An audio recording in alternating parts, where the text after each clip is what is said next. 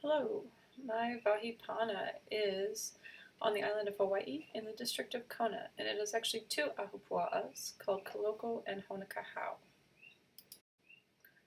Hualalai Mountain is the main mauna of the area, and the ahupua'as extend back up the mauna.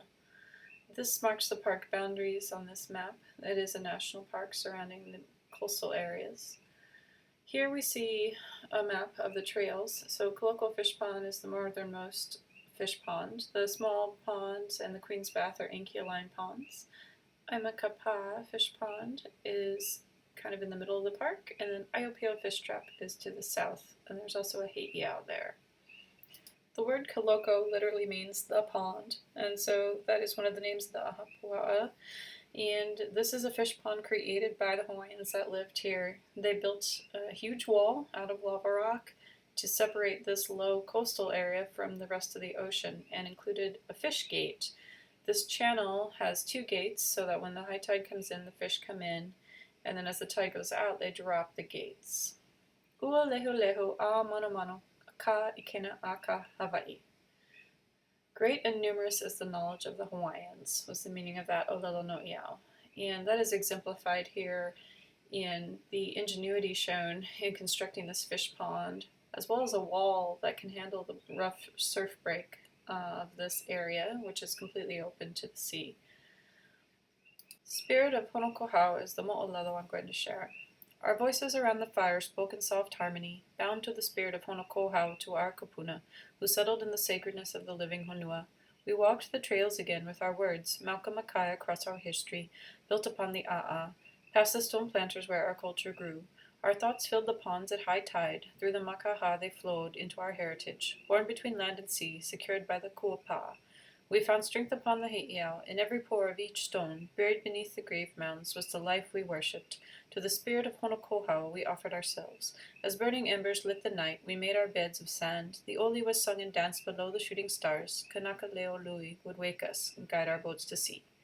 Stephen Kane A'imors wrote that.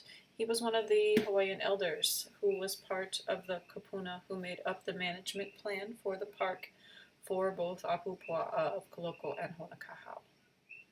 Stephen was inspired to write that mo'olelo from the experience of creating the management plan, in which the kupuna sought to also honor their Hawaiian ancestors and their use of the land.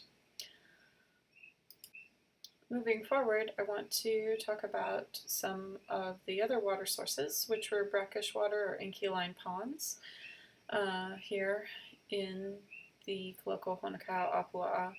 They were used by the Hawaiians for drinking water, for bathing, for washing clothes, washing food containers. So the presence of these ponds was really an important part of life here. Brackish, the word brackish in Hawaiian is a'alia. So that is actually what they would have called these ponds. And what you're seeing here is how the water is backflowing at high tide from that mangrove area we were looking at, all the way back to this Inkia-line pond. So this pond is a mixture of fresh spring water coming underground and welling up in a punawai and mixing with the salt water. So this pond actually hosts quite a bit of marine life, as you can see. I put my camera under the water. There's a saltwater goby, there's a raccoon butterfly fish, there are sergeant majors, there are limpets and periwinkles living here, and also a school of Christmas wrasse swimming around. So these ponds are their own unique ecosystem where it is fresh enough people could drink it, but it's also salty enough that these sea creatures can survive in here and thrive. And if we want to go see, which we will here, the Queen's Bath, first of all you want to look for these stone walls and kind of an unmarked footpath. And there is a lot of archaeological remains in this area. So stone walls, you'll see the remains of stone planters. There are these stone towers. These large towers are a feature you want to look for as you are trying to pick your way along the very faint path through the A'a lava to find the Queen's Bath. And we'll see on the next video, I do a panorama, and you'll see a number of these stone towers kind of around the area. Not sure of their use, possibly a watchtower. The Ali'i did heavily use this area. It was used a lot during the time of King Kamehameha the Great for his troops for refreshing. So we don't actually know if this was the Queen's Bath or if it was for the rest of the court, but I would hope they got the name correct. As you can see here, this is a very nice sized ankyline pond, and it is quite deep actually, so you could actually take a decent bath in here. And the different coloration you see there is just different algae on the rock. So in my paper I talk about this road, and this is what makes the place so special to me. I had an experience during a prayer service where kind of a prophecy was spoken over me, and I had a vision during that prayer service, and that vision was of this road. And that was before I had ever seen this road or been to Kaloko-Honokōhau. So this park is special to me because I come here, I pray, I meditate, I can really de-stress here. It's also near my home and I come here a lot, so several times a week. This place helps me get recentered. There's also a good cache of post and pre-contact petroglyphs here. Now moving on to Amakapa Fish Pond. The backside has a restoration effort going to remove invasive shrubbery to allow the marshland to return, and it is a great habitat for native birds. I saw at least 7 endemic species while filming this. So that's exciting, it's working. This was a natural fish pond that's created by this beach, which cuts off the fish pond from the ocean.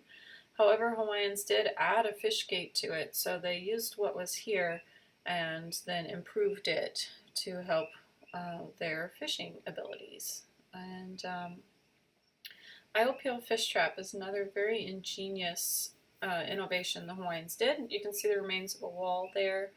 And this is quite high tide when I filmed this, so when the tide is very low you can see the full remains of the wall. This is the time when the fish will be coming into the fish pond, and then, or the fish trap rather, and then as the tide flows back out, those walls become exposed and trap the fish in there. Makes this a very easy place to throw net and get a good haul of fish out. This was also where the women would set out woven basket traps and catch fish that way too. Right next to the fish trap is Pu'uoina Heiau, where the historians say that the Hawaiians would have offered offerings of thanks for successful fishing in this area. I want to highlight too the angle of the wall of this heiau is designed to take the buffeting of the waves and still stand strong. In closing, this is Honokōhau Bay at sunset, and Honokōhau means literally Bay of the Hau, which is a lowland hibiscus tree that grows very dense in this area just behind where I'm filming. So mahalo for watching. I hope you get to visit this Wahi Pana and that you enjoyed my presentation.